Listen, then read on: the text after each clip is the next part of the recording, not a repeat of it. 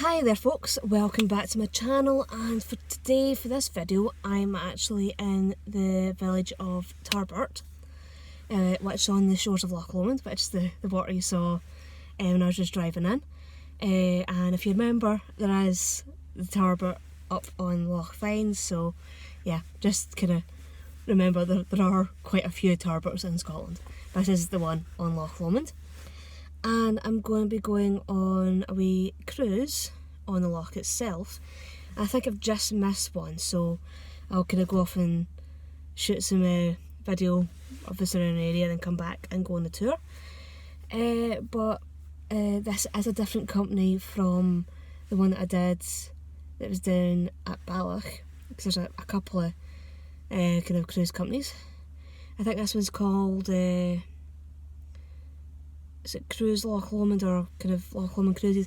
I will double check that, and I will put a link in the description bar below, and hopefully you will enjoy what you see, and I'll see you when I get out there. So the company is called Cruise Loch Lomond, and some of the tours they go on. So they've got all-day ones, they've got 2-hour ones, 90-minute ones.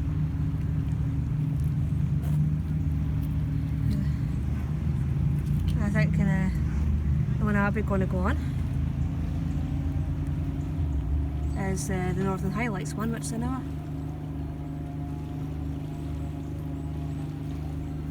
Trying to see what else is going on.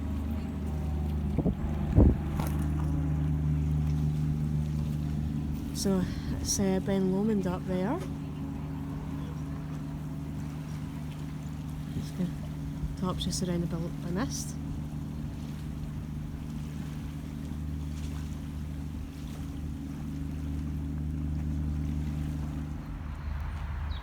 So if you are coming to Tarbert and you want to kind of go on one of the cruises, there is this wee car park. It's just off the main road. Yeah, over that's the road back to Glasgow, and that's the road up towards Loch Long. That road over there takes you to Craiglanlarich, and it's got this wee toilet block and information point.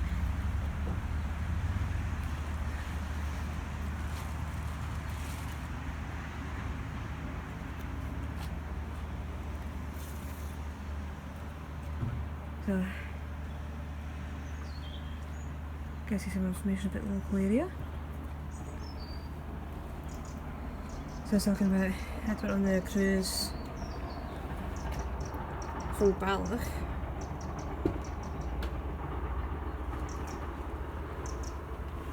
Balloch is down there. Tarbert is there, up towards the top end of the loch. That's Loch Catching over there.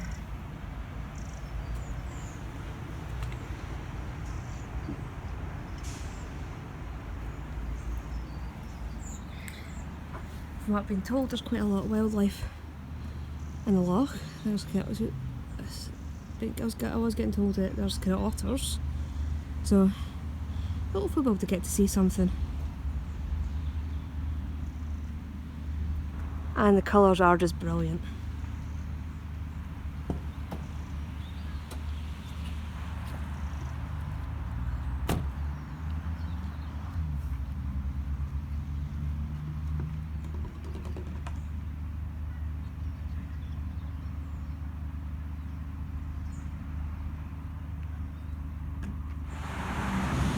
And if you're wanting to stay in the area, there is the Tarbert Hotel.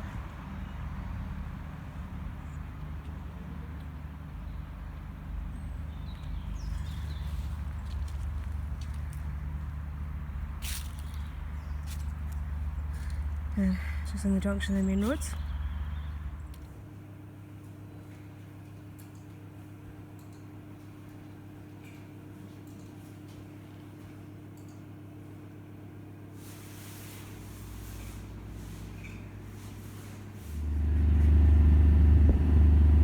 just spotted a rainbow.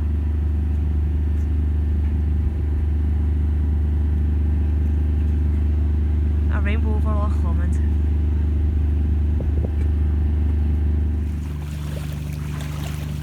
Yeah, you can just see the weather coming in.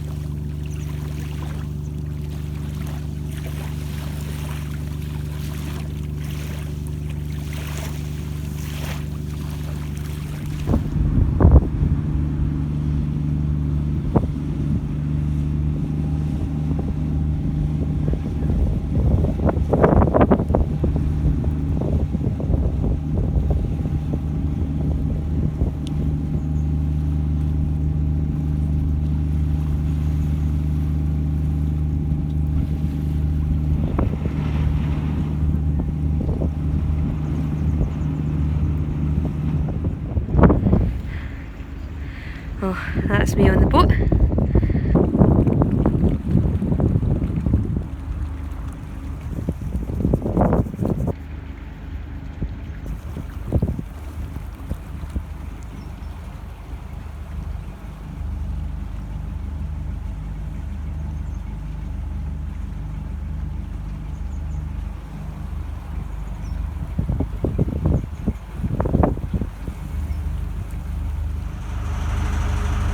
There's a bar.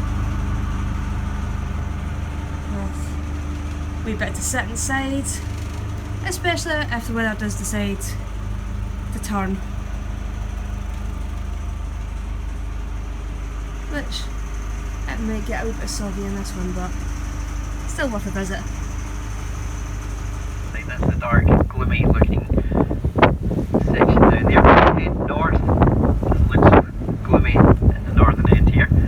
We're also going to head over to the eastern shore ahead of us there, which is the more remote section of Loch Lomond,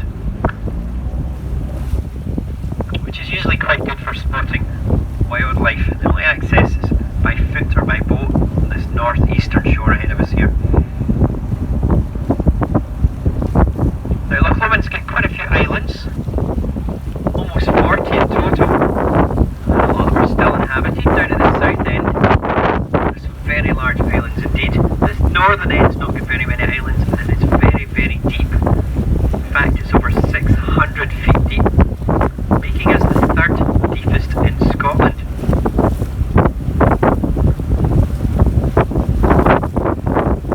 The islands down at the south end, one of the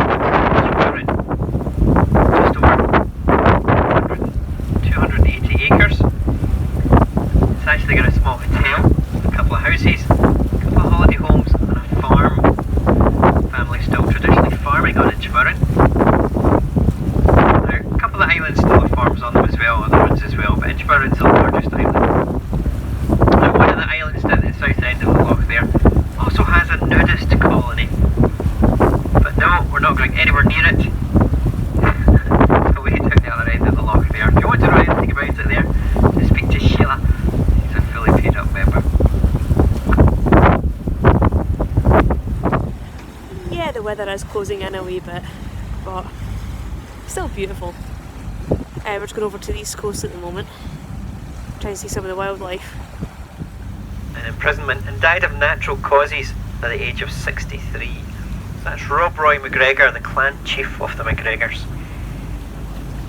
Often seen as the Scottish equivalent of Robin Hood. This is MacGregor country next to us here.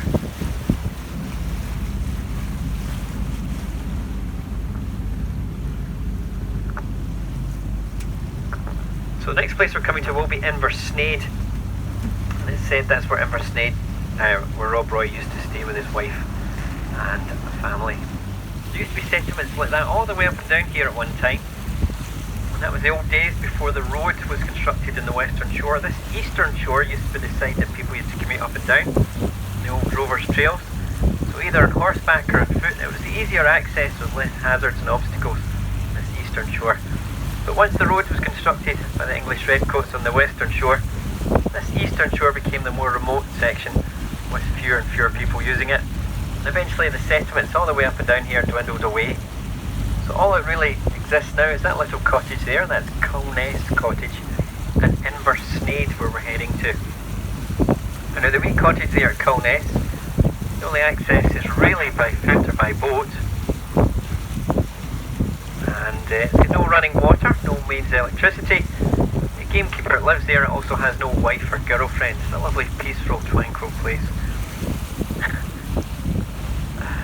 But he's not lonely, the chap that stays there, as the trail, the old Rovers Trail that winds its way along the shoreline here, is still very, very popular today. It's now part of the West Highland Way, which is a well-known trail that goes between the city of Glasgow and a place called Fort William in the north. So almost 100 miles, and the trail takes the walkers and ramblers about 10 days or so to walk. And it's very, very popular. At the last count, there was well over 100,000 people walk the West Highland Way every single year. And it goes right past the front door of that wee cottage there, so it's definitely not lonely. Now the trail itself winds its way along the shoreline just above the water's edge here. So we'll probably see some people on it. We have seen a couple of people walking along today. Ness would be the mouth of the River Ness. So this is Inversnaid, the mouth of the River Sneyd. In Inversnaid there's a couple of houses, a couple of holiday homes, a large hotel, and also a hostel where the ramblers doing the West Highland Way often stop off. Now there is a road to Inversnaid. It's a very narrow road that winds its way through the glens. So most people access the large hotel here by boat. But unfortunately it's closed for the winter at the moment. Now the large hotel here actually started off as a hunting lodge for the Duke of Montrose, and then after that it was extended to and used as a stagecoach inn. It ran right up till 1939, was one of the last stagecoach inns in Great Britain apparently. It used to have over 40 pairs of horses here every evening, ferrying people to and from nearby villages and towns. Very busy place in its day. And then after that it was extended to and used as a more modern hotel. Very, very popular hotel. Has about 3 coachloads of people staying at it every evening, and it gets the sun to the very last minute of the day as it sets in the west. Now, so as I was saying, Inversnaid, the mouth of the River Sneyd. The river actually comes over a beautiful waterfall, which you'll see in a moment.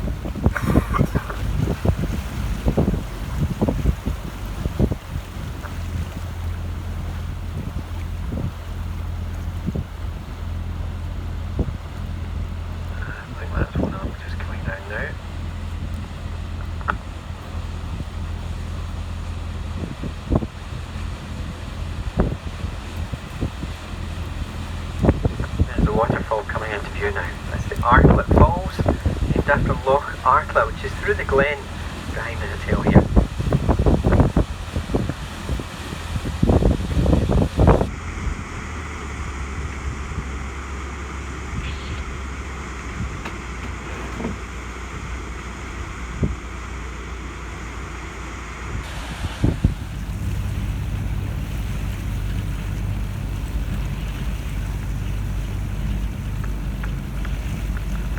Sadly, we don't think the custom's carried out anymore. We don't see many honeymooners on there. The only things we do see is usually the wildlife in the trees. We do have some cormorants in the trees there. They feed in the birds and the fish. They feed in the fish and the minnows rather here in Loch Lomond. Occasionally though we do still see the odd couple out here practising in the hot summer evenings. That's Tarbert Isle, locally known as Honeymoon Isle.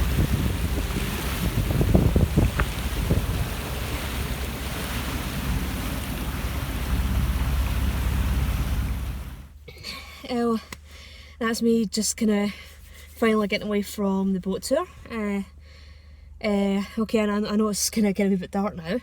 Had to put the light on. And I would definitely recommend going on the cruises with the Cruise Loch Lomond people. Very good. And again, it's like where you can buy tickets from. It's right at the wee car park, and it's like they do different ones, so definitely a lot to choose from. All really reasonably priced. And I also found out when I was buying my ticket earlier on, they also do winter charters. So it's like you can go out, charter the boat, get a tour, a private tour during winter, and apparently they're becoming more and more popular, and they're becoming more and more busy during the winter because people are wanting to go on winter sailings. So that is always something to look into if you want to do that. So I'm just going to sign off now, and hopefully I'll see you all in the next video. Bye bye.